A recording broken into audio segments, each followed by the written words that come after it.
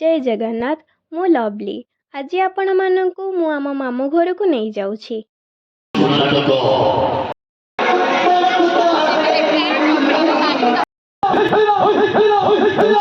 काली काला बैशाखी होइथिबारु आमे मामू घरे मंचस्थ होइथिबा ड्रामाटी अधारे रही जाइथिला।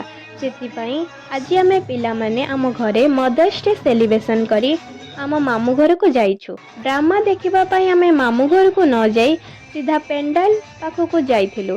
आ सेठी आम आई आ आम दीदी आमको वेट करिथिले। आमे सीधा जाई चारे बसिथिलु।